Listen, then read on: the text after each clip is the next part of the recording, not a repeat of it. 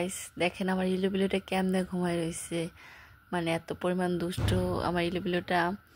মানে রাতের বেলা হচ্ছে সে তার মতন করে ঘুমায়, মানে সে যেভাবে হচ্ছে শান্তি পায় সেভাবেই ঘুমায়।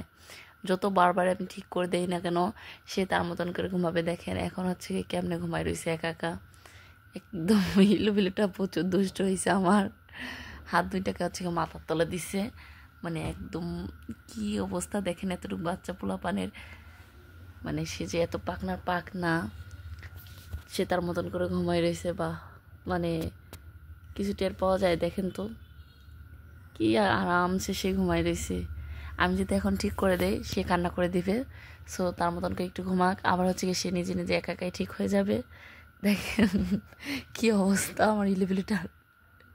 আমার প্রচুর পরিমাণে হাসি পাচ্ছে গাইস, মানে প্রচুর পরিমাণ দুষ্ট বুঝছেন।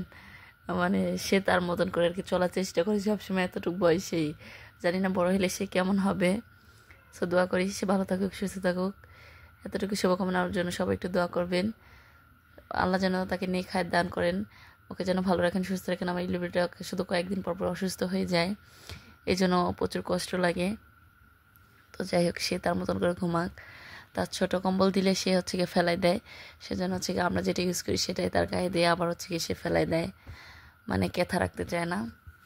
সো এই দেখেন এই যে ফাইনালি কীভাবে ঘুমাই রয়েছে সে তার মতন করে। দেখাও যাইতেছে না তাকে ভালো করে। সো সবাই ভালো থাকবেন, আল্লাহ হাফেজ এবং কি গুড নাইট, শুভকামনা রইল সবার জন্য।